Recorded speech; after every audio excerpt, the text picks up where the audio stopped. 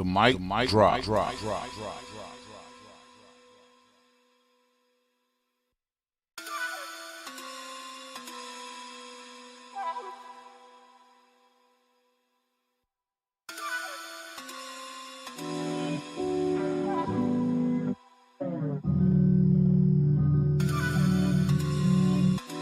I think you'll find, sir, that there will come a time when black people wake up and become intellectually independent enough to think for themselves, as other humans are intellectually independent enough to think for themselves.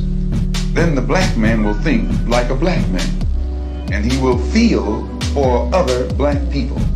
And this new thinking and feeling will cause black people to stick together. And then at that point, you'll have a situation where when you attack one black man, you are attacking all black men. And this type of black thinking will cause all black people to stick together. And this type of thinking also will bring an end to the brutality inflicted upon black people by white people. And it is the only thing that will bring an end to it. No federal court, state court, or city court.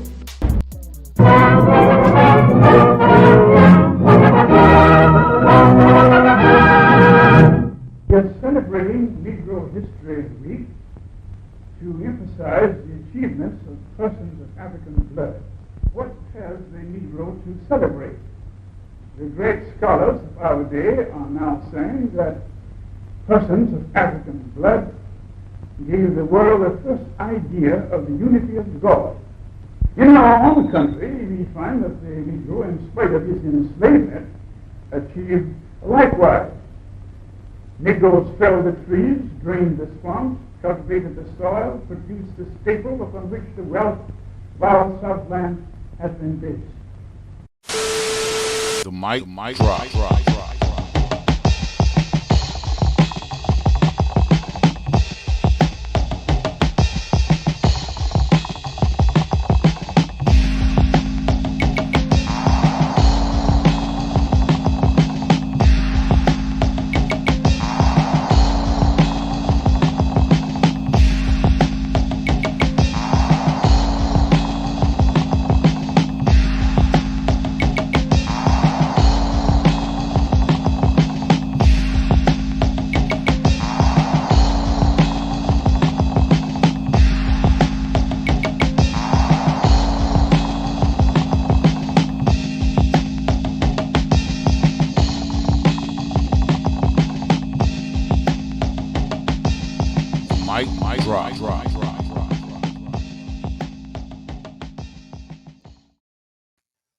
Yo, what's up, ladies and gentlemen? Welcome to another episode of the Big Mike Drop. I am your host, Big Mike. Happy Black History Year to y'all. Of course, you know this is Black History Month. We started the show with the great Dr. Carter G. Woodson, who actually started Negro History Week back in 1926, and it was made into Black History Month by President Gerald Ford in, I believe, 1974, if I'm not mistaken. But we're here.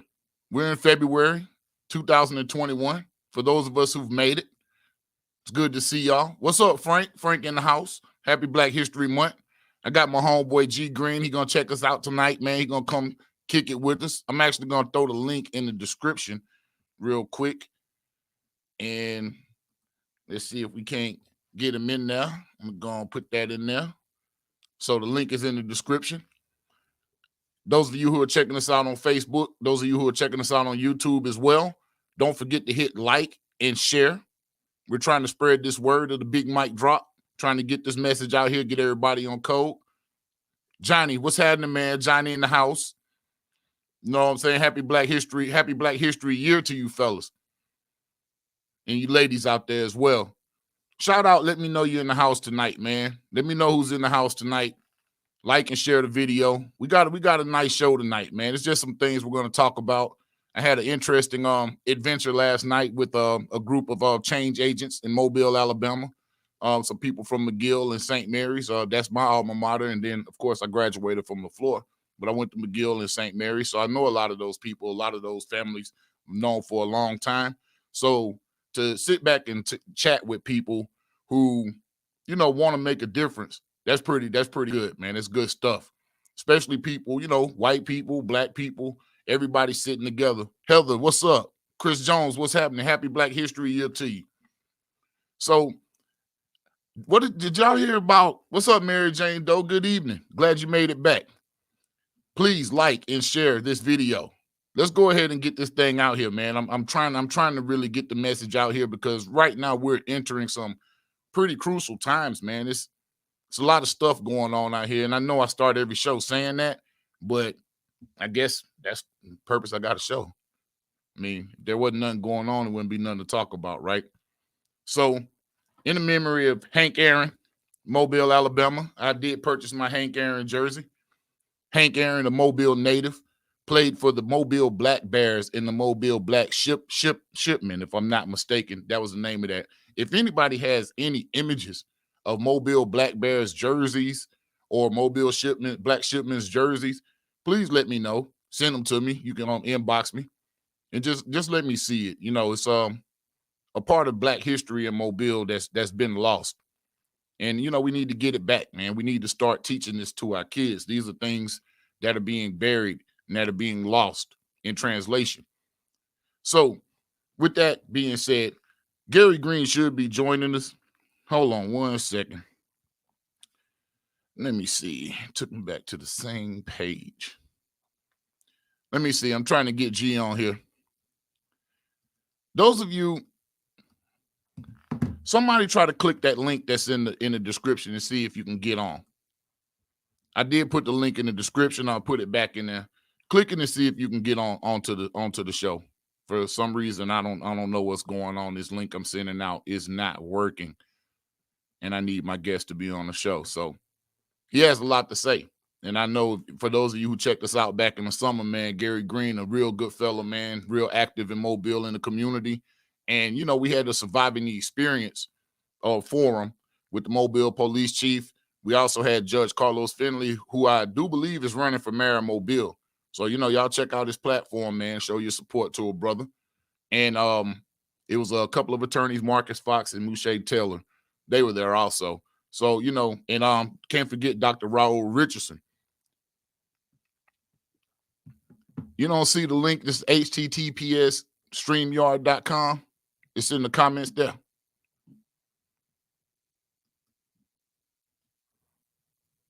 Let me see. It's always something techie going on, man, when we're trying to get this word out here and get this message out here. G Green, if you need to, brother, you can hit me up on the phone too. 404-382-0420. We're going to open the lines up tonight, talk a little bit. But let me go ahead and there he is. He's on here. He's on here. Hey, I appreciate y'all's patience. Thank y'all. Because I didn't want to really get the conversation started without G, man. I got to have G on here. So let's see. Connect your mic and your cam for me, brother. Man, I'm glad to see Johnny in here, man. And the crew, Heather. Happy New Year's. So, what are your Black History Month plans, man? What are y'all doing to make this a different, better Black History Month? Let me know in the comments, man.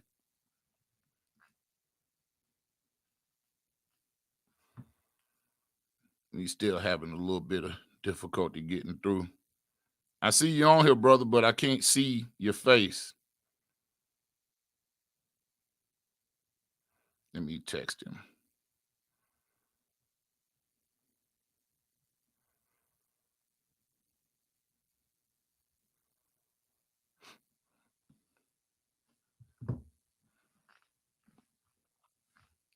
Deja Washington, what's up? Spreading positivity. Absolutely. Absolutely. I appreciate that. We need more of that out here, man. It's a lot going on, man. We losing people left and right. I don't know if y'all heard about the sheriff deputy that killed himself that in Louisiana. I checked out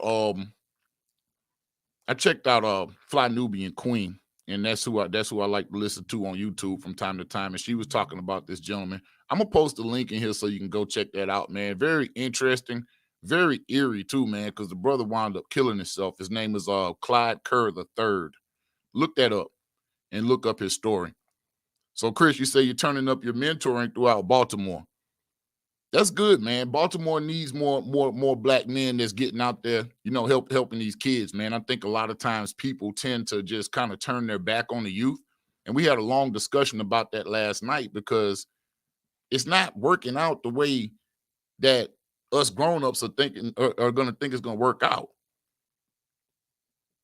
Supporting more of our black youth. Absolutely. I think that's the most important thing, especially during this time of COVID and whatnot. This should have been a time where we were educating our kids. We had them outside of the public school system or the private school system, the system of indoctrination. And this was time to really teach them and get them edified and get them up to code with what was really going on. Let's see. Now I lost him again.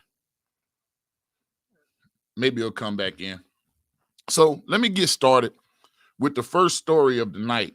This isn't necessarily the most important story, but it is by far one of the most entertaining stories because it reads that the House votes to exile Marjorie Taylor Greene, and this is the New York Times today, from all panels and committees as Republicans rally around her. So for those of you who don't know who Marjorie Taylor Greene is, she's the representative from Georgia, and I guess she's the QAnon lady. She believes in all of these crazy, conspiracy theories. And I guess she don't understand DC. She out there popping off at the mouth. She figuring that, she doing the Karen thing. And she figures that, Karens are going to not be punished. They're not going to be silenced. Well, anyway, she's been silenced. And I don't know how much representation she's going to be able to provide for her constituents, being that she's let her mouth get her in trouble from the jump. A lot of people need to realize that bad boys and bad girls move in silence. Shut the fuck up. Do your job. Get on a committee. Make some shit happen. But no, she has been ejected. So it states that Democrats pressed past Republicans' objections to remove Georgia freshman from her 2 committee posts in a vote without precedent in modern Congress. So this vote doesn't have precedent. So now what you're in the process of seeing is they're actually creating another demagogue for the Republican Party. They're creating another martyr or somebody who can't, express their freedom of speech and freedom to spread diseases and, everything she wants freedom for and stands for. Now they're creating another martyr because now they're circling the wagons around her. The Republican Party is in danger, and the Democrats are as well. We're going to talk about that a little bit tonight, too. There you go.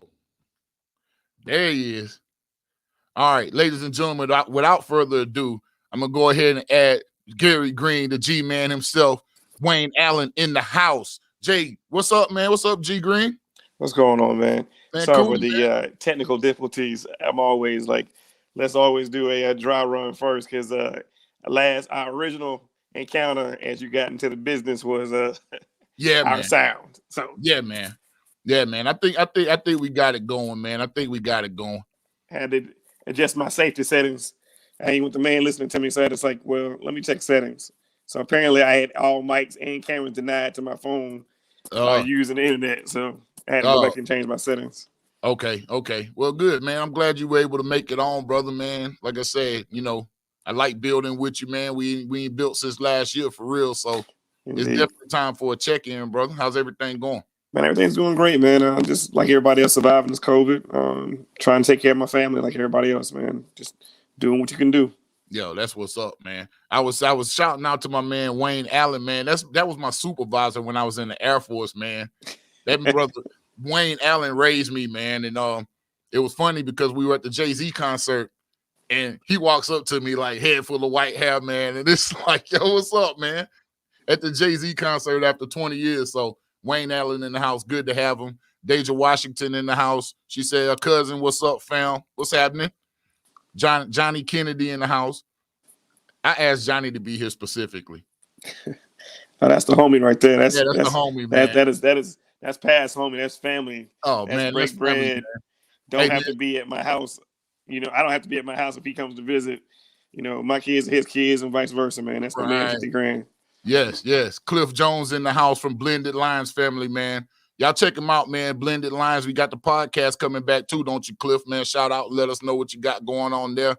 Brother really doing some positive things focusing on mental health. He got a real good group going on Facebook, man. And, he's always checking on his people and building. So good to have him in the house too.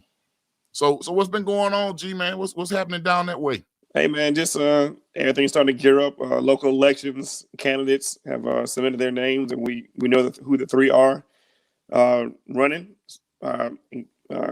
Sandy Stimson, who's our current mayor, Dr. Fred Richardson, who sits on our city council, and Judge Carlos Finley. Okay. So it's about to be very interesting in Mobile over the next couple of months on strategies, and hopefully between the two Black candidates, whatever they, that's going to end up splitting the vote within the Black community here in Mobile. Right. But I think it's just a generational thing, and progressive, non-progressives, and who people that feel like can trust at the end of the day. Right. What do you think? Why do you think that there's gonna be a split, like a major split? Do you really still think that Fred Richardson has disciples out there that's gonna really, roll with him? Not in terms of a 50-50 split, but in terms of an older African-American Mobile, and this is an older Mobile, that they've, my brother Fred Richardson's been on the council for a number of years, and technically, of all intents and purposes, is that board's leadership. Yeah. So, a lot of Mobiles do trust him. Our local Langnap is not necessarily as friendly to him sometimes, and so neither is our Mobile Press Register, but with their, I guess, opinions and depictions. But these are my own personal opinions. But there's a lot of people that are loyal to him in the city. Same, and he's old Mobile. He's Sam Jones. He's that generation of Mobile, that connection. Yeah. So he would be the last Mike Dow. He goes back as far as, those days within the city. So he's a well-known person.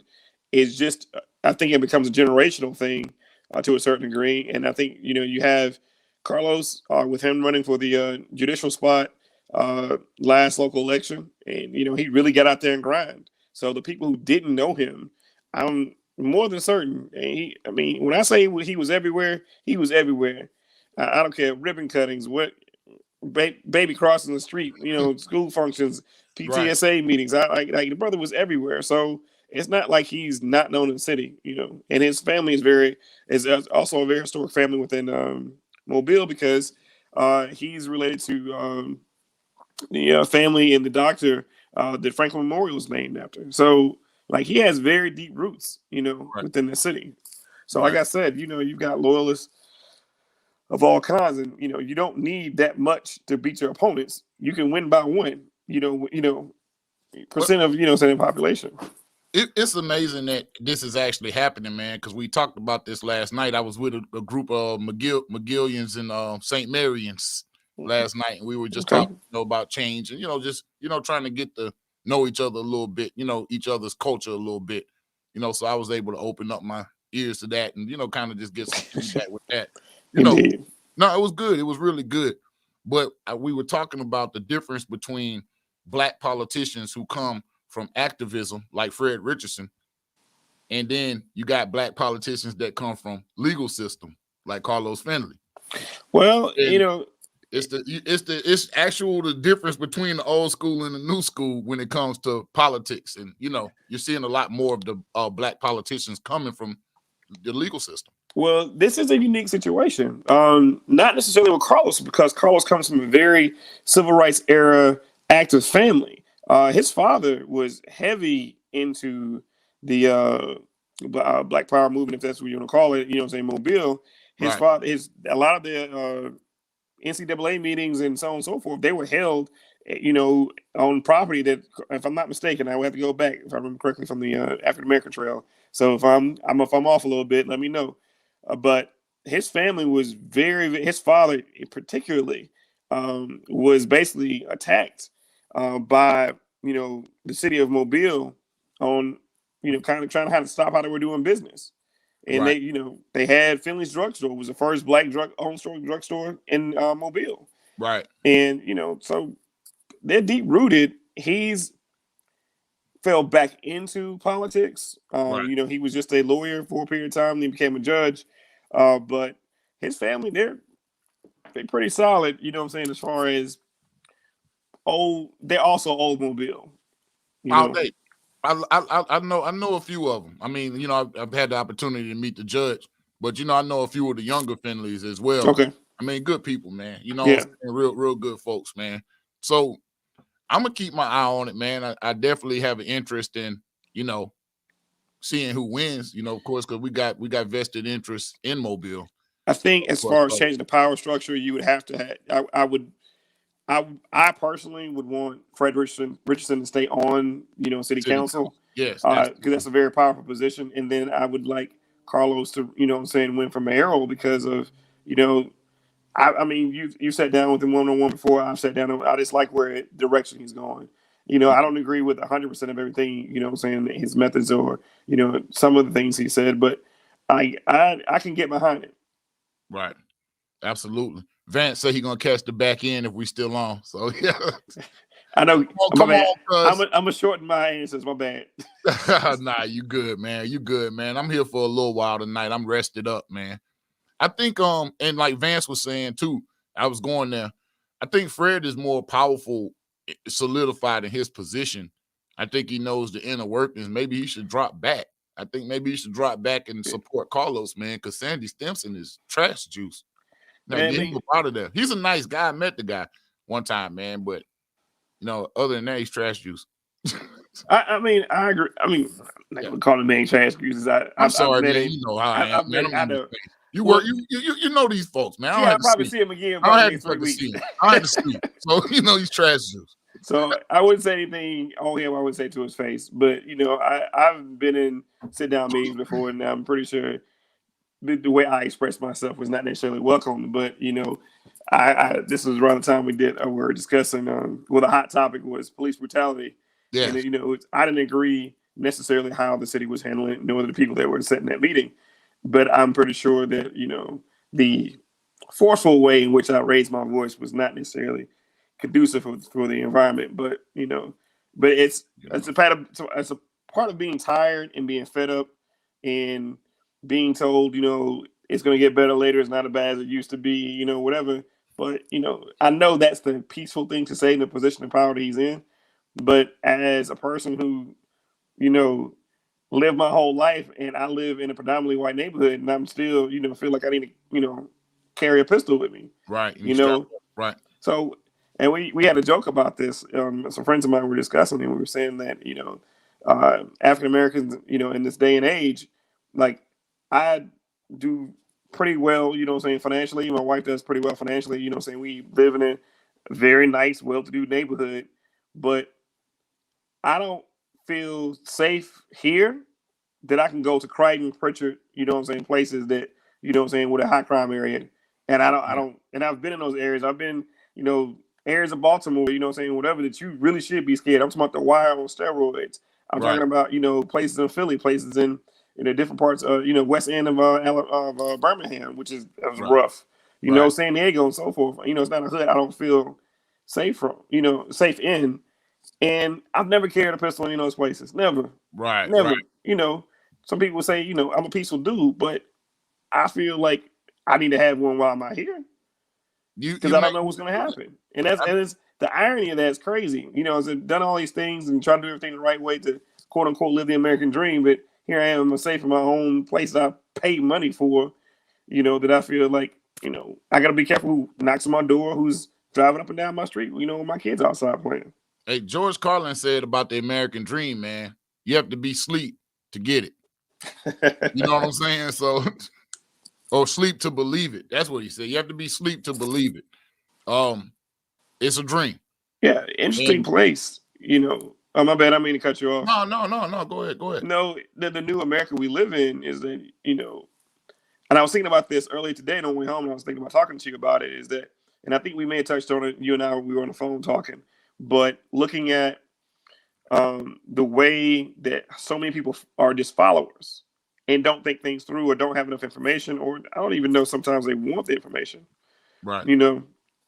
But I want to, how do you, I couldn't understand the insurgents, that state of mind. And then I listened to every interview that I could try to listen, and people who were part of it and what they were there for, whatever, everything from Vice. I got on Fox News, I went CNN, MSNBC, just so I can and then online and see, like, how could you, feel that way? How much misinformation can you have for you to do what you were doing? And, the first response is, oh, these are a bunch of racists and, this and that. And I'm like, what level did you have to be, not consciously, not to understand what you're a part of? And at first I thought people were just joking, but now I'm coming to the conclusion that they're not joking. They're really on some, drink the Kool-Aid and not think, masses of people. And I think the Republican Party has over the years fed off that so hard, whatever. And I think that's the reason why they're not saying anything about the lady Green. Oh no, bro, they bonked her ass. She over with as far as in the committees. I was just saying that before you came on. But that doesn't stop the masses of people to still vote her in office. Yeah. I mean, but that's what you get. That's where you end up at. Is somebody who's totally ineffectual as a politician. Well, the thing with the Republican Party, I mean, they fed off that misinformation, the hate, all the little, the half-truths and propaganda type stuff. So since God knows, Reagan era on back, that's been, create your boogeyman. That's been their linchpin. And they feed us people all this information. And then they go back and, cater to the real rich, the real upper class. The people with the money control people with no money, the people with no money and thinking like, oh, we're all part of this united thing together. And you're really not. You're like, those people don't care anything about you. Then people in the tax brackets, I would say $80,000 and below, they don't care about y'all. You know what I'm saying? And it's more of y'all that put them in the office than anything. Oh yeah. But I got a flip side of that too, because I look at within our community how a bunch of do the mindless music, do the social media that's used incorrectly, all the people who just follow celebrities or whatever with no consciousness to it, not even realize like what you're contributing to, or people that are still killing in the streets of Chicago and selling dope, whatever. Like do you not see any of this stuff? Like, why are you believing like there's going to be a good end to any of this stuff? Man, this is. I had a young lady on the thing last night, and we kind of butted heads a tad bit. It wasn't disrespectful. You knew. No, not me. It was funny, man, because I wound up being the only dude on there. Like there was a guy on there, man, and it just bonked out. Like I guess he felt my energy or something. He like, yeah, I ain't up for this shit. Like, he just like disappeared. He wasn't even on the screen. But you got a group of people that are hell bent on saying, or I think they're hell bent on being right, more so than looking at reality. Yeah, you know what I mean. So it's almost like marriage, the marriage idiom. Like either you want to be right or you want to be married. You can't be both. You see what I mean? I'm always right. What you talking about? Yeah, okay. Hey, in your mind, but in my mind, yeah. You may know you're right, but you're not going to push the issue because you need to keep the peace. You need to keep the balance. These people are totally like not feeling that right now. They don't give a damn about being right. And a couple of things I posted, and I post things for a reason. Everything I post is intentional. And I start getting these guys, man, that start trying to draw moral equivalencies to white supremacist shit. Like the Confederate flag or, storming the Capitol. They like, well, what about when this happened? Or what about that? Isn't that the same as this? No, that's not the same as this. Well, if they compare the riots, no cops died in the riots, what I'm saying, across America, for the Black Lives Matter. But then you had the Blue Lives people being attacked, what I'm saying, and committed suicide. And one guy died, what I'm saying, from health complications, what I'm saying, from being attacked. So you got, it's wild out here. I'm sure when he was getting ready for work that morning with his Trump supporting ass, he didn't realize he would be beat to death by Trump supporters that day. And then the revolution eats its own, bro. That's the anatomy of the revolution. It's going to eat its own. The rhetoric kills me sometimes because I hear some of them say things that I've heard, like the Malcolms and the Martins you know what I'm saying, and Black Panther speak to, you know what I'm saying, as if they're like being oppressed. Like this system is really trying to take them over, you know what I'm saying, whatever, and all these conspiracy theories and, sacrificial babies and, and cults. And I'm like, what? Are you people serious? Are you serious? I mean, literally, you have to make up a lie to become the victim. You have to make up an entire narrative to become the victim. It was funny. One lady on the thing last night was saying, and don't nobody take offense to this, but she was saying, white lady, she was like, we were always told growing up not to go out with black guys because they would rape you. I'm like, so like your daddy told you that because he didn't want nobody to do what he probably did to somebody's daughter. But the thing about the difference is we don't even raise our daughters and be like, white dudes will rape you. We probably should. Is it true? Hey, I'm just being honest, like, because I mean, historically, like, you probably should be kind of putting your daughter on game, like, yo, be careful of this dude. Yeah, and the number of child molesters. But I think about that as you said it, and I'm thinking to myself, they grew up in a time that blacks and whites were separated and segregated, whatever the case may be. And do you honestly think as little control as Black Americans had over their life, especially during those days, where you could go and where you could stay, we sneaking out to rape people? Are you crazy? Yeah, you're gonna go rape somebody. Do you see what they're not doing us now? We can't even drink where y'all drink at. Now, you think we're gonna try to rape one of y'all? We can't even be seen after dark.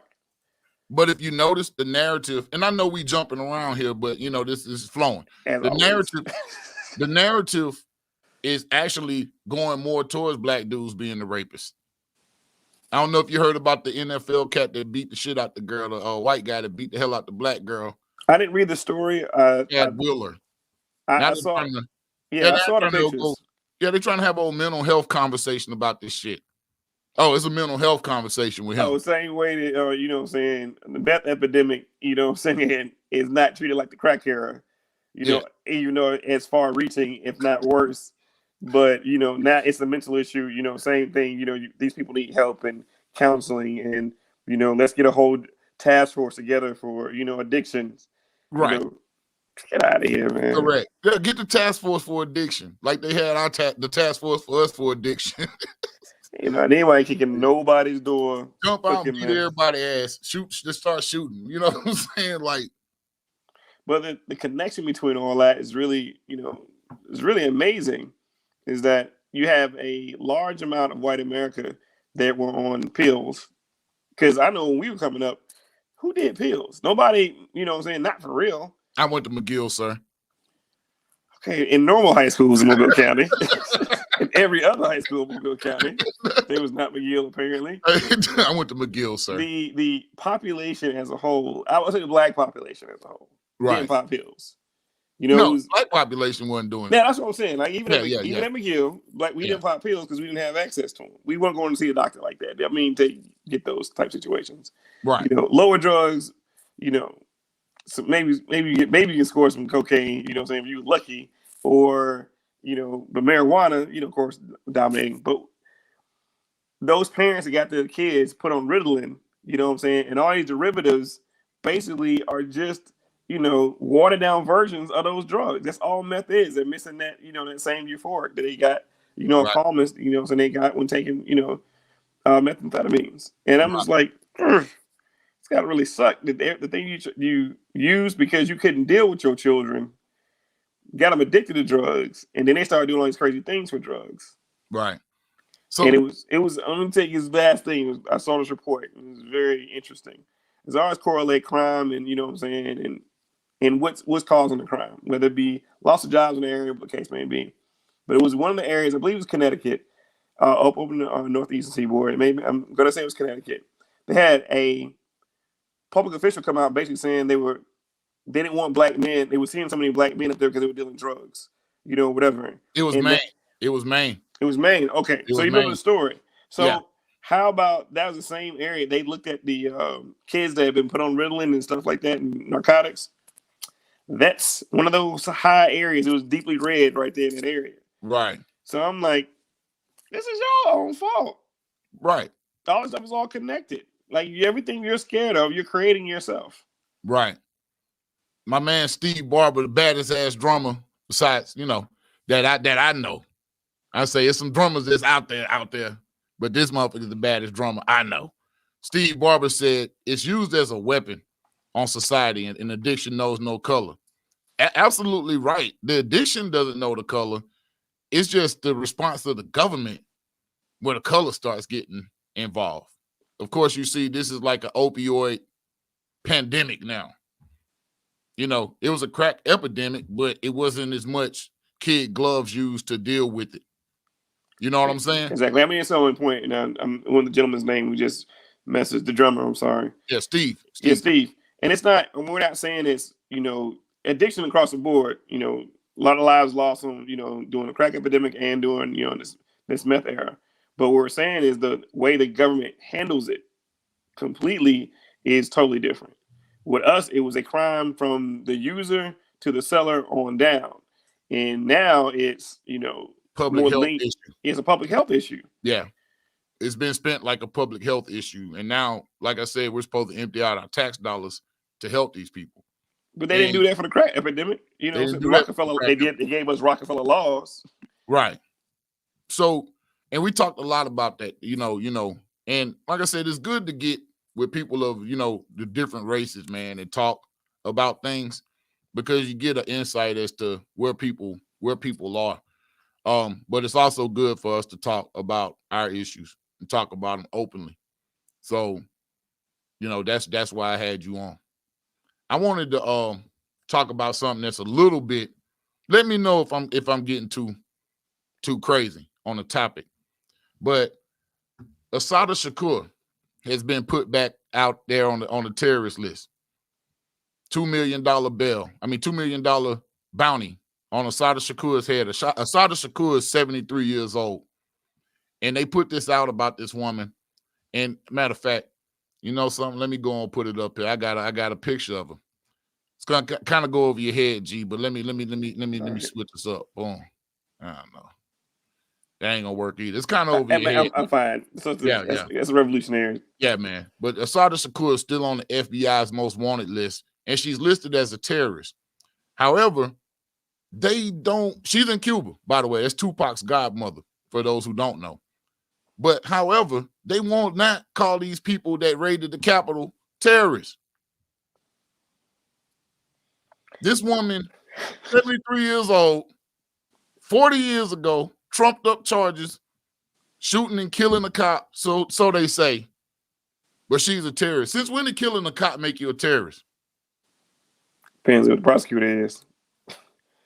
But I find that amazingly funny, because at the same time, you look at these the insurrectionists for the Capitol, and these tap on the shoulder, kick gloves, the catering to the guys' dietary needs, and then you had I just saw an article, and I hope that it was just one of these clickbait things that someone was allowed to go on a vacation to Mexico. No, I heard that, man. I heard that, bro.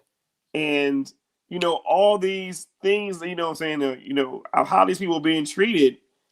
And I'm thinking to myself, how in the holy hell are y'all allowed to give? To me, that's one of those slap in the face to progressives or to minorities that to show you, oh, you're still niggas to us.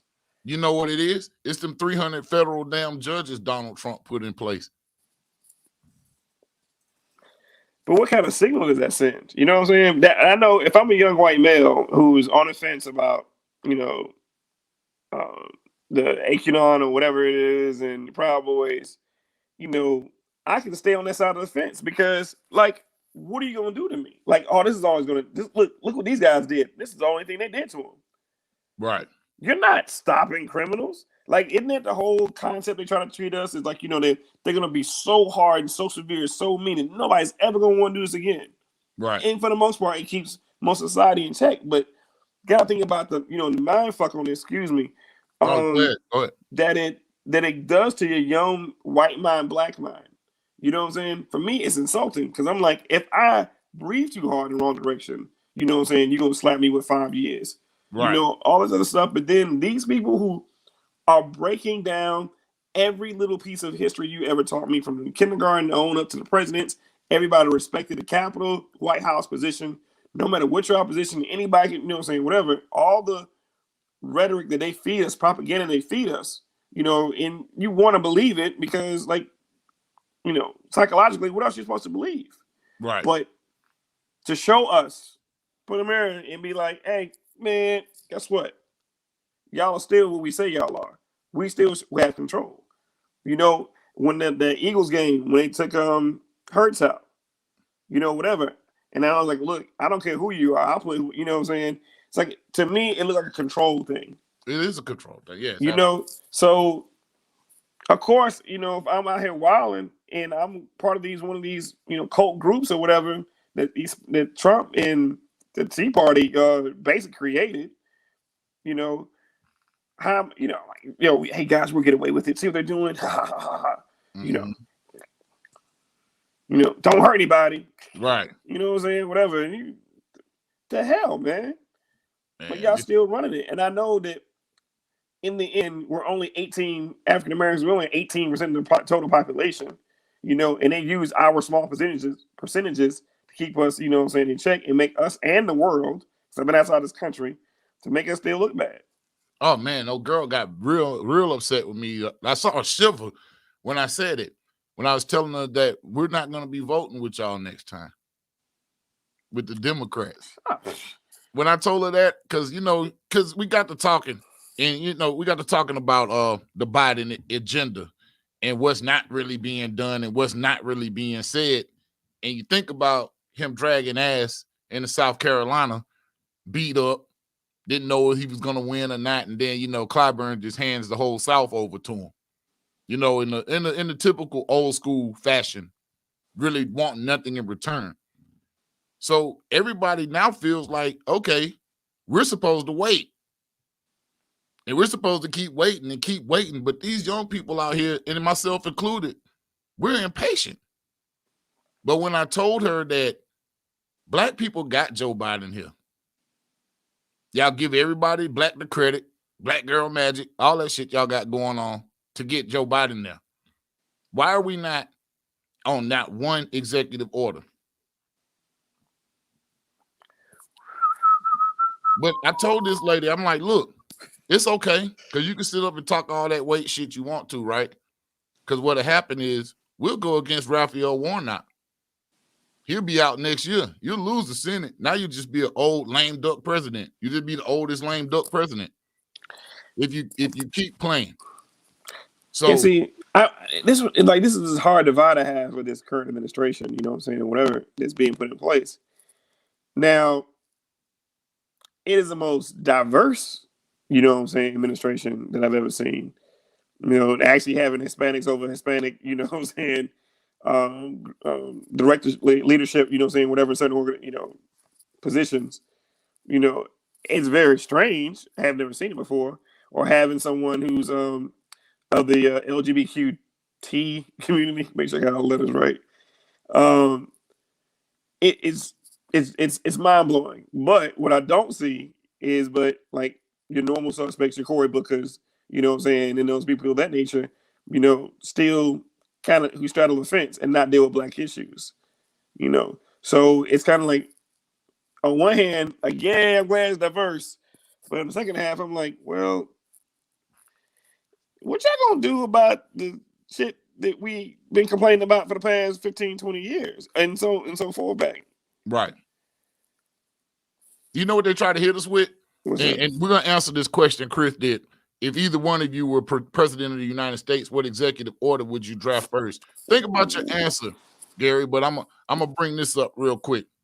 Because what kills me is the simple fact that, and I lost my train of thought. Let me answer the POTUS question. I had it, then I said that. But let me answer the POTUS question. If I were the president of the United States, the first executive order I would do, first thing I would do was instruct my attorney general to start opening up investigations into all these damn police departments. That would be the very first thing you could do. You don't even have to do an executive order for that. You can put the attorney general on whatever you want to put the attorney general on. Second thing I would do is I would at least open up something that would be looking into economic, giving us our equity. I'll be looking into something for reparations. At least a committee, a commission, something to really start drafting some serious proposals for paying people back, paying these families back. They want to level the playing field with our money, but they don't want to give us our money. You see what I mean? You there, G?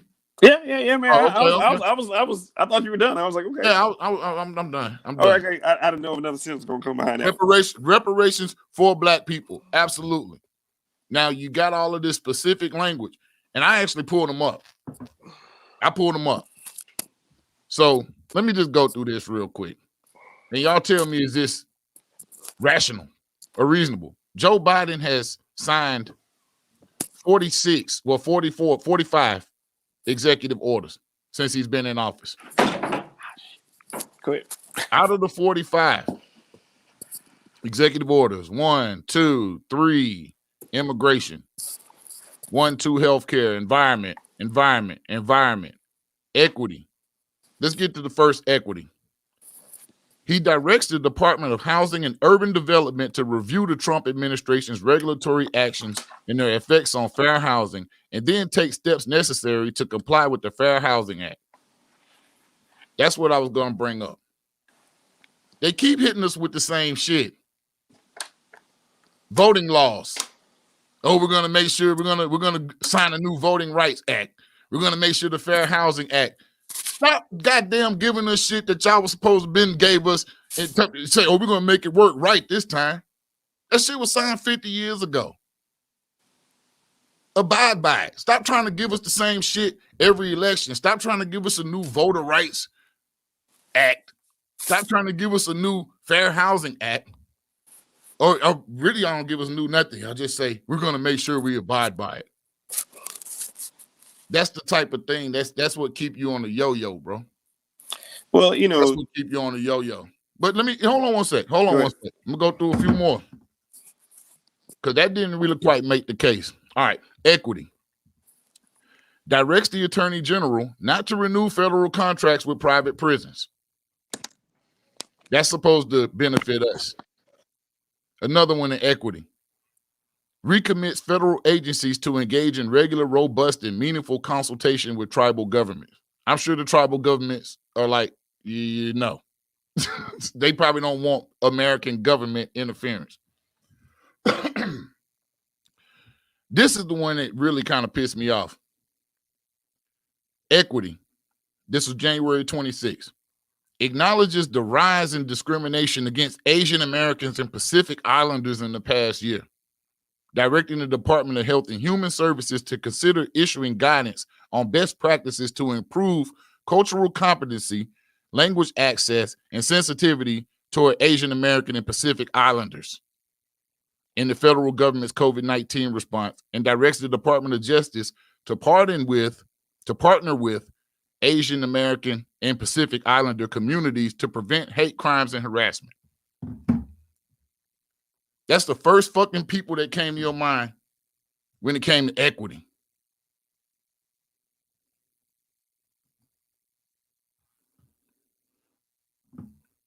Those are the first people that came to your mind when it came to equity. Because I guess Asian Americans and Pacific Islanders put Joe Biden in office. Man.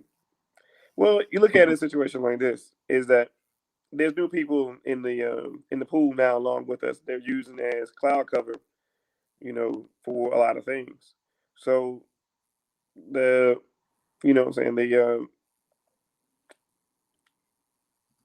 Frank from the I'm reading the messages myself. Hey, I'm finna drop the number, man. Come on, Frank.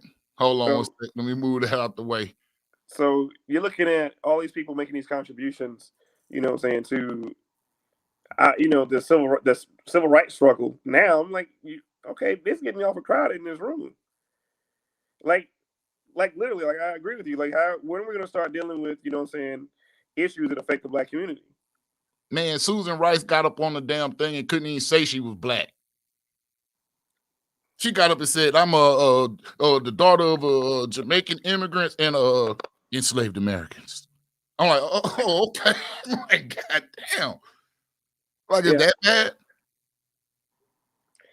Hey, but you gotta look at they hit us with this, the people of color thing, the minority thing, which, in case we all know, benefits white women disproportionately because women are a minority. Which I don't see how that's the case. I live in Atlanta. I'm not seeing the physical evidence of women being a minority, but okay. It's the same old bait and switch, you know, that we've seen.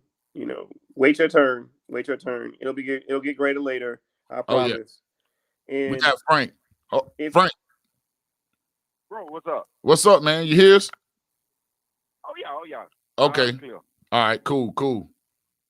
You hear Frank, Gary? Yeah, I'm still here. All right, cool. What's that? I wanted to go back. You know, I was on your show before. Yes. And when we had that debate about Ice Cube talking to the Trump folks, I told you that night that was a mistake, that we didn't force that Biden-Harris campaign to sit down and do something for our vote. When you give away your leverage, you ain't got nothing else to fall back on. Right. And that's exactly what's happening to us right now. And that's going to continue to happen. If you don't get anything from Biden in the first 100 days, you are not getting anything from him in the first 4 years. I'm gonna tell you, if he gets elected again, but you would not get anything from him in these 4 years. Period. Well, this is what I proposed last night, Frank, and you make an excellent point. What I proposed last night was that we get rid of Warnock. If we don't get nothing in the first 100 days, we defund and we fucking send it up. Don't nobody get shit. Oh, that's gonna come anyway. Right.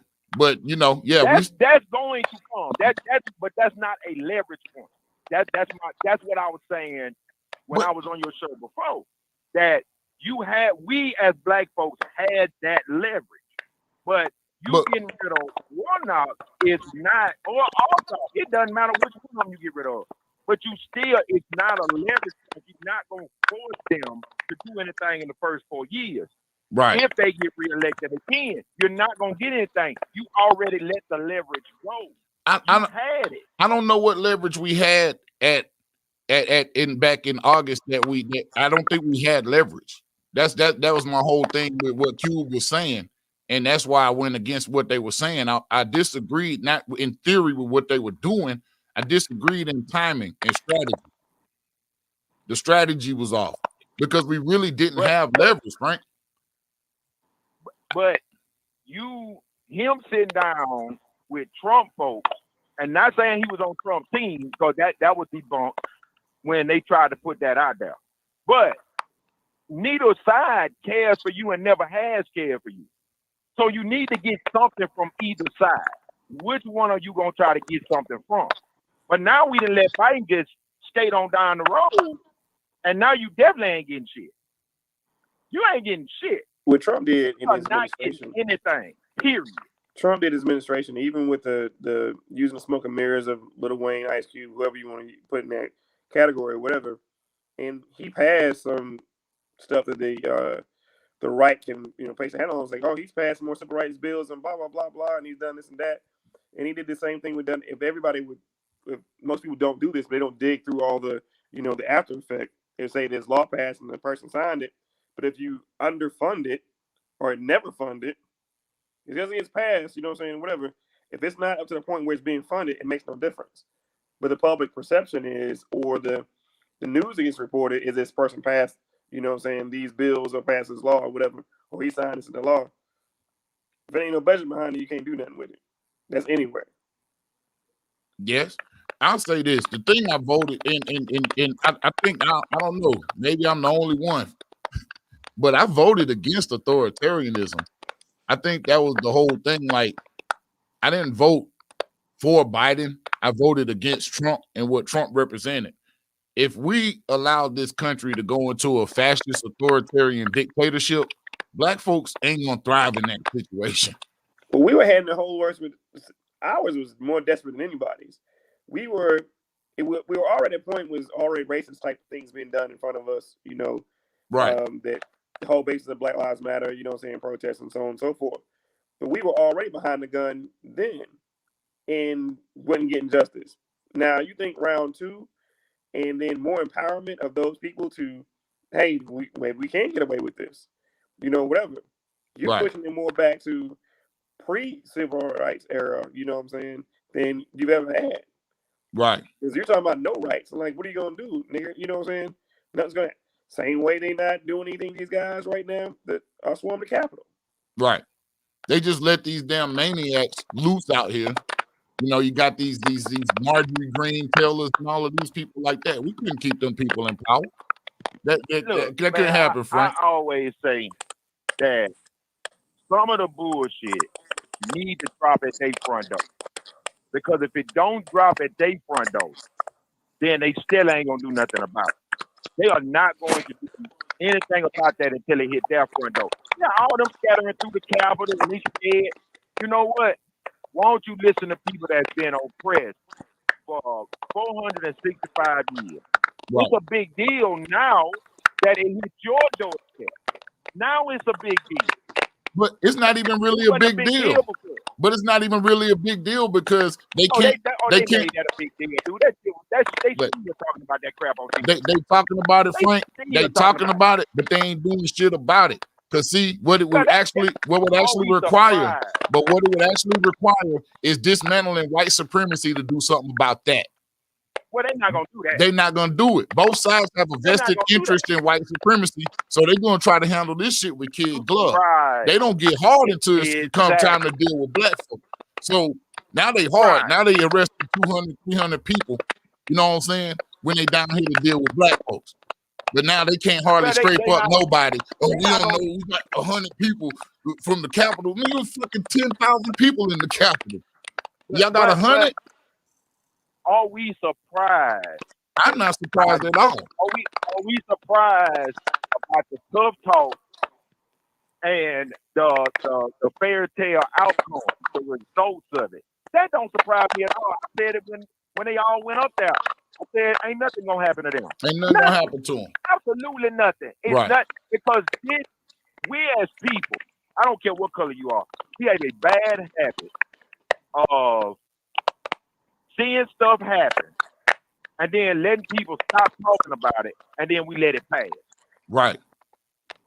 We all have a bad habit of that. We are too forgiving when it comes to any incident in this country.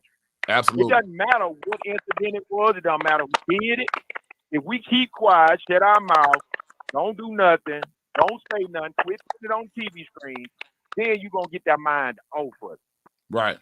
And that's what we up against. They're never going to do nothing to people that came in that Capitol. That doesn't surprise me. What have they ever done to people? White folks. So, what have they ever done to white folks that has done anything wrong besides nothing? I'm gonna ask both of y'all. What do you think is what's at the top of our agenda? As what do you think needs to be at the forefront of the Black agenda right now? The forefront, economic freedom. Period. Economic freedom. If you ain't talking about that, then you don't need to be really talking about that. That frees up a lot of the black issues. It frees up your housing problem. It frees up the jobs. You're not giving you 18% of the population. You own 1/2 of 1% of the wealth in this country. 1/2 of 1%, and you've been owning that since after slavery. You still don't own no more. Right. Economic freedom is got to be the forefront of the conversation. If it's not economic freedom, then this country has built upon not giving the people that it has oppressed the financial stability to get ahead. I mean, I'm gonna be honest. I'm not asking you to come out and paying you money. I'm not asking for that. But I am asking that if Mike want to go get a loan to up Diane on his social media or his media platform that he can go to the bank and get that. Right. And that's not happening. That's not happening at all. But honestly, Frank, I'm gonna be honest, man. I shouldn't have to go to a bank and get it. A descendant of a slave in this country shouldn't have to go borrow money from no institution because shit was stolen from my institution. You see what I'm saying? That's very true. I agree with you on that point. I'm gonna address a question Diane has, and I'm gonna post it up here. But Diane says, how do you dismantle white supremacy? And that's a question, and then she answered, you know what I'm saying, to awaken to the culturally conditioned biases and racism in our own perceptions of one another. Now, I agree with that on an individual basis, but I think we're talking about two different things. White supremacy isn't necessarily racism. It's people that aren't racist that practice white supremacy on the regular. Mm-hmm. Like I put down about the people that went down the skip line to get that damn vaccine shot down there in Mobile. You see what I'm saying? Yep. People coming off from Florida getting the vaccine shot. So, you know, I think we can end. I don't say it's so embedded into my soul. It's kind of hard for me to say end the white supremacy. You know what I'm saying? The thoughts of, you know, education is the only way. Education and inclusion, I think, is the only way you're gonna start, you know, eating away with that. But you're gonna have to start dealing with, you know, the misinformation that's being put out there, you know, that's constantly used as, you know, blacks being criminals or, you know, or entertainers. You know, our public perception is one or the other. Either we're entertaining or we, you know what I'm saying, or we're behind bars, or we're doing some, you know, ungodly act, you know, in to disrupt our society we have. But we've got to look at it in the sense of, you know, my daughter's generation, and I think they're called the zero generation or something like generation zero or something like that. Right. And it's because they're the generation that's going to be able to have seen whites, blacks, Hispanics working, doing different things, no matter negative or positive, you know, acceptance of gay, you know what I'm saying, of gay culture, you know, whatever, and so forth. So they won't have the same tendencies that previous generations have had. Hey, I got another call. Hold on. Yo, welcome to the Big Mike Drop. What's up? What's up, man? This John Kent. What's up, John? Well, what's in New up? Orleans, you know what I'm saying? What's happening? What's good, brother? Hold up. What's happening? Hey, cool. We got a little bit of a delay. Hold on one second, man. It's all good. Yeah, Frank, call back in because I wanted to hear Frank. I accidentally took Frank off, but go ahead, Johnny. What's good, man? What's on your mind, bro? Well, I'm cooling, bro. Enjoying the show. You know what I'm saying? Y'all doing your thing. You know what I'm saying? Enjoying the show. Big Mike, you know what I'm saying? G-Dub, what's happening, bro? Yeah, man. You know what I'm What's going on? What's going on? Happy Black History Month to you. Hey, happy Black History Month. Happy year to you. Happy Black History Year to you. Hey, happy Black History Year as well to y'all. Yes. You're right. Thank you for the correction. You're right. You know what I'm saying? Because we do this, you know what I'm saying, 24/7, 365, 366 is a leap year. You know what I'm saying? So, yes. Most definitely. But it all begins with economic empowerment, in my opinion. You know, just to make a few quick points or whatever. I mean, just we control the power. You know, just like our kids. You know, if we direct more of our kids to go to HBCUs instead of PWIs, you know, for example. You know what I'm saying? You know, if you could play, the league's gonna find you. Right. It don't matter. You know what I'm saying? You know, if you could ball, they gonna find you. Right. You know what I'm saying? So, I mean, we control the power, and we control, you know, more cards than we realize that what we hold.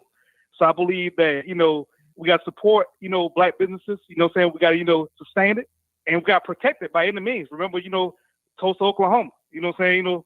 You know, you got to protect it as well. Yes. So I believe, you know, those are like a couple keys, you know, to like really finding, you know, viable solutions to like a lot of our problems today. Man, well, I can't say it no better. Nah, you damn right. Like, for real, man. Like being able to protect your own and actually having a merchant class to protect. Look at like Kyle Rittenhouse, man. You know, this man answered the call, this boy answered the call to go protect some businesses. He felt that felt that good he felt that connected to white business that he took his ass across state lines. He probably gonna go to prison for the rest of his life. Well, if they find him, because they can't find him right now. They found him. They found him. Oh, they found him? Okay, Yeah, because of the report I heard earlier today that he was like, they didn't know his whereabouts. Nah, they found him. He moved, talking about he was getting death threats. But yeah, no, but you know, whatever. They probably gonna peanut butter his ass to death and you get up in there. But right. But he was that connected to white businesses that he took off to do that. You know, do we even do that in our own cities? Right. Do we even mount up to? I mean, and Chris Jones asked the question. He's like, economic freedom sounds good, but what does that look like in practice? I'm gonna be honest. I agree. If America practiced paying his motherfucking bills, that's what it start looking like. Right. You know what I'm saying? Economic freedom for black people needs to be. I would like to see a tax exempt status. And I would really like to see some kind of sovereign citizen status. I'm with it, bro. I really would like to start seeing that. We need some real wholesale changes instead of like these, like cosmetic changes that they give to us or whatever. You know what I'm saying? We need some substance. You know what I'm saying? Don't get me wrong. I'm glad we got the first the madam vice president, the first black vice president, and before her Barack. You know what I'm saying? But we need some real wholesale changes. We don't need no cosmetic changes. Man, we need we need some substance. But that's what America's done. It went off emotional wins. That's how we've been pacified for a number of years. Is that it seems like, oh yeah, if you're gonna do this, then it's gonna get better, and then like you get kicked right back in the gut again, and we're back at square one. Right. So economic empowerment, I can dig it. I'm behind it, but then it's like, what do we gotta? Well, I guess it would eventually evolve its way into the direction it needs to, but we've created such savages in this, money hungry society we live in. We're just, we're just off the marker. So bad. It's like, okay, give us the lottery right now. I gave you $100 million. Now what you gonna do with it? Which you've already these corrupt images of America and what America is. America's made you a savage. Right. So everybody's not necessarily going to be on the same page that the three of us are, or people that's listening are. You know what I'm saying? For the most part, you're going to cause some serious uproar to the overall economic, of this country. Because of how much money we consume and spend. Right. Hold on one second. I'm about to let me get advance this thing real quick. Funky drummer. Huh? The original funky drummer. Funky drummer. Let me get him this link, and get on shoot that link to you. Go on, get Cuz on, man. I love having these conversations, man. You gentlemen are very and even the ladies and gentlemen that's in the comments. Hey, we appreciate the platform. So I got a little baby cousin over here. She tuned in. I'm calling off. So, yeah, we appreciate the platform. I need to see them Pelican tickets. Hey, now speaking of cosmetic changes, I'm gonna be honest. I think Kamala Harris is the biggest cosmetic change. Right. Because it's the optics of being black. So was Obama, but it's not really the connection that native black people need to politics. It's not the connection, the power that native black people had. You know what you see what I'm saying? Like, it's cool. You're from Kenya, you grew up somewhere else, or your mom's from here, and your folks are from there. But I think the reason that they choose these people to lead us or to whatever they're doing to us. Yeah, I'm gonna give I read. I'm almost done with Barack's book. His and the person he seems to be in that book is the person that we should have seen, because the white people were scared so bad they put Trump in office. You know what I'm saying? Whatever, but it's like, dude, you might as well have done it the way you're talking about in this book and not tiptoed. And like same thing with Kamala, not coming for in our circles. You see all the Howard University pictures, the AKA pictures, whatever, which give us a more solid foundation. But then you're looking at like, this is changing the whole game about her being in position. But we kind of know her, but we don't know her. She's almost like your Sadiddy cousin, you know what I'm saying? You saw a couple times in summertime. Right. You think she down, but you're not really sure. Right. You know what I'm saying? Until that pressure get put on her. Right. Like, what are you gonna do with your opportunity? Right. So I gotta give the sister, because all of us have gotten positions of, you know what I'm saying, power in organizations we've been a part of or, work for. And you becoming the crossroads, you know what I'm saying, of the assimilation part. If I don't assimilate, you know what I'm saying, at some point, or sell out to a certain degree, I'm not gonna move any further than where I'm right now. And Right. you get that, I'm gonna make the change. I'm gonna make this last drug deal, you know what I'm saying, whatever. And then, then it's all over after that. Right. We got B Lane in the house. Mm-hmm. Woo! What's going on? What up? Woo! G-Dub in his piece. What up? What's that? I can't call it, man. Look, I'm gonna give y'all some Uber views real quick. Yeah, man. Yeah, man. Love seeing you ride home up there and all that big shit. Come get some of this snow, man. Come get some of this shit. Nah, look at this shit, bro. Hey. This is three days ago. Hey, man, I got to take my jacket off today. Leave me alone. When your wife posted that she was shoveling the other day, it reminds me of Scarface. Bruh. Bro, it's that dirty though. After the first day, it ain't beautiful. It's an impediment. It's an inconvenience. We call that road snipe. That's road snipe. Oh Lord, man. What's popping, man? What's going on, man? Happy Black History Year to you. Appreciate it, man. Happy Black History Year to everybody, man. Coming in hot from work, just covering that the votes on MTG, Marjorie Taylor, whatever her name is. Marjorie Green. She got a MTG now, huh? Like, hey, let everybody know that's a green with the E on the end. That's her. Any relation, Gary? No relation. You sure you ain't part of them North Georgia Greens over there, man? Hey, man, that woman from Millersville, ain't she? We Geechee Greens from South Carolina. Yeah, she from where the mental institution is. I ain't trying to poke fun at no mental institution, no mental problems, but she could have quite escaped. Yeah, they I'm gonna tell you why I know the shit is bad. When the white folks are going like, this is disgusting. This is disgusting.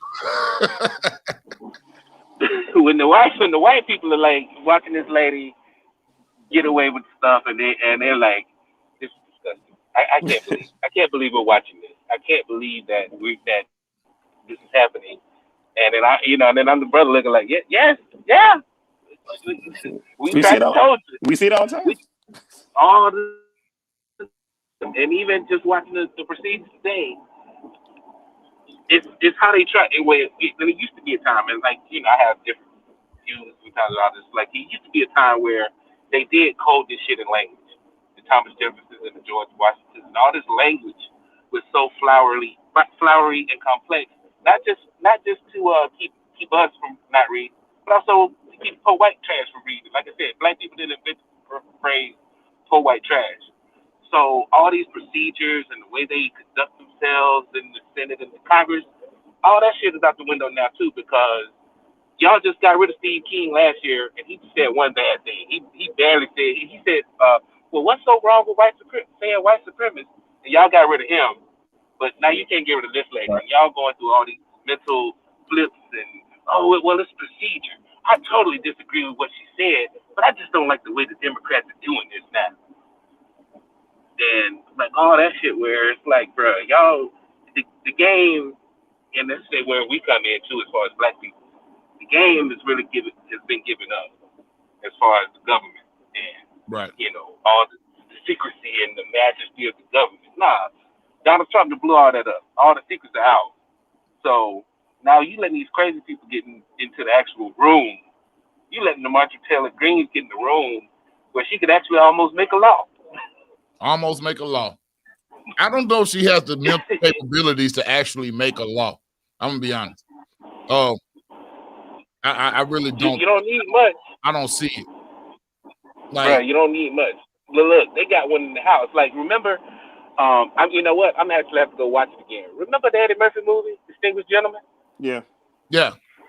Right. That's what that whole movie was about, really. You think about it, or even all the black movies that have been made about black people trying to get into it. Remember, Head of State, Chris Rock. We didn't make these movies. And it's about the game that they play in these senates, and the distinguished gentleman, and my collegial friend over here, and we just have a policy disagreement. It's getting past that now because the white people gonna have to make the decision. All right, damn. Like I said, the white people that I work with, when they sitting up there looking at this lie happening, whether it's the Marjorie Taylor Greene lie or whether it's the election fraud lie or whatever it is, it's like, wait a minute now. We out here telling the whole ass lie now, for real. It ain't no couching it. It ain't. We can't. That's you saw it in Georgia with the Georgia Secretary of State and the governor pleading with Donald Trump, like, sir, I voted for you. I'm a Republican, but we lost, man. I can't change the game. We spent 2 years trying to suppress the votes, and guess what? Stacey Abrams went out and registered these motherfuckers, and they came and voted, and I can't do nothing about that. That's why he had to go, bro. Like, because honestly, it's getting to the point now to where he was pretty much telling them to take the shit. It wasn't about coming. He told them to take the shit. Right. Because if you look at those people that stormed the Capitol, the people who still believe, they really thought that all large conspiracy circles said that they thought that everything was going to black out. Trump would be, put back to being president, you know what I'm saying? Martial law be declared and all this stuff. Like, it was like some story from the movies, you know what I'm saying, of a dictator taking over, because like the country couldn't control itself. So they needed Trump to come in. And I'm like, how many people believe that stuff or hybrids of that doggone falsehood? But what's happening now is go ahead. No, I'll say I told everybody for a long time. Like MAGA really is a cult. MAGA's a cult. Yes, absolutely. Just being honest. You know what I'm saying? And I mean, just if you look at this, I mean, you find these weak-minded people. He feed them, these white grievous, politics, whatever. You know what I'm saying? And they buy into that. And they were really, hell bent on like overturning the will of the American people, January 6, 2021. Oh yeah. MAGA's a cult. Yes, and white supremacy is a religion. And I think as soon as people start looking at it and realizing it, it's something that's so deeply ingrained in people. It's just like being born into a religion. You don't necessarily even have to practice racism to be a white supremacist. Like I said, all you got to do is go cash in on them little privileges every now and then on the low, though. You know what I'm saying? But some of them, they're so mentally blind, like they don't even notice it. They don't mean, it's like explaining things to your children, like, okay, this is wrong, okay, and they're like, well, why is it wrong? Like, are you serious? This is humanity. This is like this is the same rules we have. Every person is supposed to be in humanity, but then it seems like when it gets to you, the rules change. Exceptions are made. Doors are opened. Right. Literally, if you could listen to those people up there, some of the people that were talking, dude, they were literally complaining because somebody wasn't giving them something. The same people that tell us to pick ourselves up by our bootstraps and, just work hard and, save your money and all that shit. They up there literally storming the Capitol, ready to blow up the whole government. And now, Michael, remember too, because they can't get their way. Because they can't get their way because somebody's not giving them something. Whenever equality feels like oppression, that's the epitome of fucking privilege.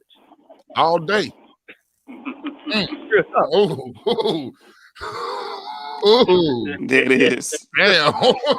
JPK with a mic drop. Can we get a mic drop for that one? With the shit. With the shit. Hey, yeah. Let's keep it 100. Let's keep it 100. Nah, that's 100, man. And like I said, I got opportunity to have a discussion with some people last night, and we were kind of able to put some of these issues out there. Even though these people aren't racist by far, you know what I'm saying? They want to, get a better understanding and do something and something different. And that's admirable, but it's a big system to unravel, brother. It's a big system to unravel. There's a lot of people that practice that religion and they don't even know that they practice in the religion. And here's the other part too. Some of the people who are allies, they don't know which one of their white friends is not. Oh, exactly. They don't know all the. They don't know who all they can trust and not trust anything. That's why I keep saying when they talk about, oh, well, it's going to be another civil war. Remember the first civil war? It wasn't between black people and white people. Right. It was still white people fighting over some shit, and we was just kind of in the midst of it. Right. Like, hey, like I hope the people I like win. Hey. Right. You know, but I saw, and I'm not trying to cut you off. So, you know, religion is a big thing, you know, whatever. And a lot of black people have gotten to the point, you have less black people in church than you've ever had before. You know what I'm saying? Good. And it's, you know, I believe we all should get, now I think some of the comments like, we should get back to, you know, to Christian, quote unquote, Christian behavior, true Christian behavior. If that was the way that this country really worked, hey, we all for it. As Black America, young, black, old, whatever, we're down for it. But we haven't seen it. We've seen people who have made sure I have had a rough time, and then have the audacity to be, you know, in front of us to be like, praise God, you know what I'm saying, and walk this line in Jimmy Swagger type tears. I'm like, how do you do that? How are you that much of a savage? That's why I didn't even acknowledge that comment. that's why I didn't even acknowledge it. It is about to my head because, like, yo, because all I saw was get back in control, get back under control. And like, I don't have any problem with, you know what I'm saying? I'm a follower of, you know, of the good deeds of the Bible, you know what I'm saying, whatever, and the historical value of it. But the people who have been in power around me have shown none of those virtues. Right. From government to teachers I've had to, you know, and as a black mind, that does a lot of shit to you. Yeah. And then, you know, you wonder why when, you know, black guys find, you know what I'm saying, the Muslim faith, you know, when they go to prison or whatever the case may be, it's like, look, I just need somebody to be able to accept me. Somebody, somewhere, at least if I'm accepted here, cool, great, I get it. You know what I'm saying? But those Christian values, they're so contradictory to treatment, you know, you get enraged, you know, and that's when we get a lot of young black people, especially in our generation, we stopped going to church. It was like the people outside here don't believe this, and y'all are not doing anything to stop it. So I'm just trying to find my own way because it ain't working for us. That's what a kid got to do, man. Especially when you start talking about that, and we'll get into that. But I wanted to double back. Diane asked the question: when equality feels like oppression. Say that again, Johnny, for Diane. She wants to hear that again. Well, I mean, basically, I was just saying, you know, whenever equality for all feels, you know, as personal oppression, that's the epitome of fucking privilege, in my opinion. Yes. You know what I'm saying? Absolutely. You know, that's you know, just, you know, I mean, I've been born and bred in the South. You know, just like the majority of all us, you know what I'm saying? We branched out, we came back, you know, and whatnot. But yeah, that's basically, you know, my mindset on how to, you know, on that ideology. Right. Man, fellas, man, I enjoyed the conversation tonight, man. G Green. Yes, sir. Sum it up, man. Sum it up, man. You know, as we go into this Black History Month, you know, we've got to learn. And again, I'm gonna tell y'all to watch, you know, one night in Harlem. Black History Year. You know, Black History Year. Excuse me. That we're trying to get to where Malcolm and where Martin eventually wanted us to go. Independence, faith in ourselves. You know, us depending on us looking to us, because it is obvious that the power structure does not want to have anything to do with us. So it's up to us to break our mental, you know what I'm saying, addiction we have to this country, to this abusive relationship that is America, that, you know, stirs in you every single day. To the day, you know, from the time you get up in the morning to the time you put your head in bed and have discussions with your friends, it's always there. It is that always something can be taken from us. If we create our own and do our own thing and improve our own neighborhoods and work with our kids and improve our situation and depend on each other for real, we don't need anything. The ice is not colder on the other side. Yes. It's the discussion of, you know, bringing our kids back to our HBCUs. Man, I hope and pray I've bought Jackson State stuff and I ain't even go to Jackson State because that's how bad I want. And you know, that concept to go back to us depending on us. You know, I'm a Susquehanna alumni. You know what I'm saying? So I think. Hello? Yeah. Yeah, go ahead, John. No. I was just saying, you know, I'm an SQ alum, but I'm down with the move. Well, hopefully I'll be enrolling in Clark for my master's degree in the next fall. So, you know, that's not too far up the road, man. I've always wanted to go there, so hopefully I get an opportunity to go to Clark. Morehouse about to do free online, not free online, but they don't have online class. They don't have a master's program though, do they? Okay, I don't think so. You have to go to like medical school or something. I ain't trying to do none of that. But we got a point, man. It's us investing back in ourselves and back into our communities. Hey, man, and start investing in that damn market too, man. I'm gonna see if I can find this article, but this influx of people into the market, dude, is actually pulling some real strings, man. It's actually a pinch point for the wealthy, man. I don't know if you heard about the GameStop situation last week. Yeah, I followed it. Between that and Elon Musk's Twitter, he's like dictating, you know, the global economy right now. So just from the Twitter. So you know, it's something to look at, man. I know some people on Robinhood. I'm on Webull, but you know, I'm getting into the, you know, cryptocurrencies and looking actually into putting something into the market. And I think if we put enough into the market, if we have a concerted effort to take it out, we have a little bit of control. We can all take it out at the same time. If we put enough in, we have a little bit of control. That's a little bit of pull. You have to be careful that it's not collusion. So we got to figure out how to be on code. You see what I'm saying? Like, this is something that can't be said. This is something that's going to have to be, you know. It's going to have to be this? Huh? It's going to have to be this? The head nod. It's going to have to be like the head nod and everybody just take their shit out. You know? Hey. Today. Hey, and bonk out, bro. And bonk out. You know what I'm saying? For real.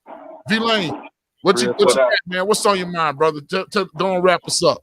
Man, I want to just circle back real quick when y'all in the conversation about, well, it's a little twofold. One about leadership and us black people in leadership. I sent my absentee ballot back to Alabama this year with like 7 or 8 uncontested races. Right. Ain't nobody contested Mobile DAs as long as I can remember. One. Right. Yeah. 2. I love Fred Richardson. He needs to slide over. He needs to slide over and put his weight behind Carlos. All day.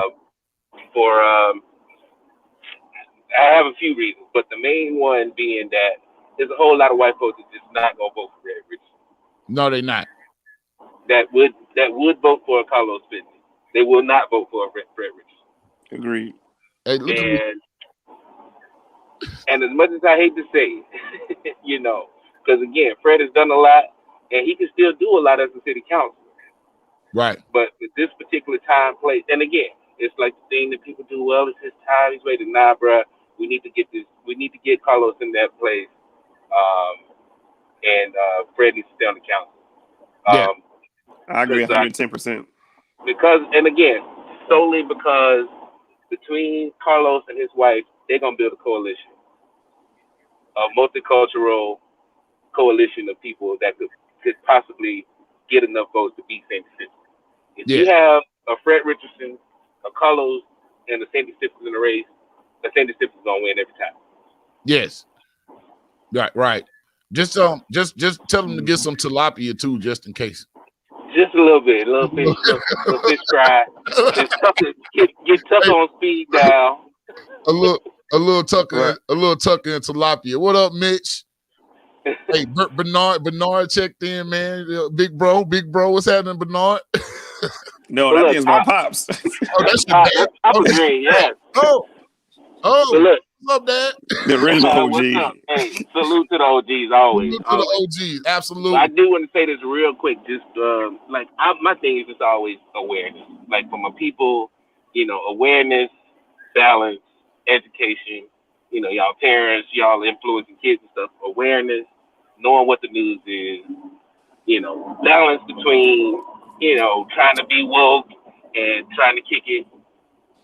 like it's a lot of things, but I always say balance, understanding what's going on really in the politics, and then knowing how to navigate through it. But for me, like I observe this stuff every day, so like my opinions always evolve depending on what I'm seeing during the day. But the core things of like just watching the hypocrisy from the right, watching the soft pedal from the left, just leaves a brother frustrated sometimes because I'm waiting for Chuck Schumer. I'm waiting for Mitch McConnell to punk Chuck Schumer. It's coming. It's coming. I hate to say it. Oh, it's coming. That's why I don't like, like watching this stuff evolve, because at the end of the day, it's like, man, they don't want us in there, but they don't want themselves in there either. It's like, we gotta, like she said, like y'all said, we gotta find a way to like have our own economic independence and just be cool with ourselves. And look, I'm gonna do a real aside real quick because we taking a long way home, and I know y'all can't see it, but when I first moved here, I didn't work in Manhattan. Y'all can't see the skyline now. I'm on a bridge now. I used to have to ride every day when I rode out. It's like you live in Mobile, but you got to work in Mount Vernon. Right. TV station. That's pretty much what I was. And that's pretty much what I was doing when I first started working here. And every day I had to ride home over this bridge and look out over the Manhattan. But since I've been talking to y'all, we just drove that far. But Manhattan is out over that bridge now. But that was my motivation when I first got here. I'd be right across this bridge every motherfucking day. Absolutely. Right, lights in the big city. I can't wait to get up there, man. I can't wait to get up there and visit, man. Just hang out, get a chance to see, just walk around and just see shit, man. Then plus, I think the Big Mike drop might go international this year, so I'm be coming to New York kind of often. Go ahead. Go speak it to his. Absolutely, man. Fellas, Hold on. I appreciate I think I got you off. Go ahead. You say what? Yeah. You gonna show us the building? JP, you still online? Yeah, JP on. Yeah, I'm here. Yeah. Hey, I appreciate Frank for calling in. I appreciate Diane in the comments. I definitely appreciate her for inviting me out last night to check out with the change agents. I look forward to more meetings with them. I appreciate Pops, man. Pops and Fred in here, Mitch in here. Definitely appreciate Wayne. Appreciate Frank. I didn't mean to hang up on you, brother. I appreciate Chop, Chris, everybody that was in there, man. It was good to see everybody. Oh, Johnny P. Kennedy Jr. You say what? I said, Johnny Kennedy Jr. Hey, man. Yes, sir. Hey, man. I appreciate the dialogue. Hey, man. I appreciate the dialogue. Hey, man. I love this brother right here. As soon as I saw him, I had to go ahead. I'm like, man, let me find that cat. I'm like, man, yeah, man. There you go. Yeah, man. Hey, brother. For real, man. I love y'all brothers, all of y'all brothers from the bottom of my heart, man. I appreciate y'all. And hit us up, man. Let's not let so much time lapse between the next one, Gary. Indeed. Most definitely. Yeah. Most definitely. Love y'all too, man. Yeah, you too, brother. You too. Man, love y'all, man. Be easy. All right. Ladies and gentlemen. All right, man. Appreciate y'all. All right, you too, man. Peace out, G. Peace out, brother. All right, love, brother. Man. Love you too, bro. Ladies and gentlemen, that has been this episode of the Big Mike Drop, the Black History Year Kickoff. I hope y'all enjoyed listening to me and my friends. This is my friends, you know what I'm saying? We sit down and, we chop it up. These are the things we talk about. We're trying to just build here, man. We're in a serious situation, and we need to try to figure out some answers real quick, figure out a strategy real quick. I appreciate y'all for joining and checking us out. Don't forget to like and share. Hit us on YouTube. Hit subscribe.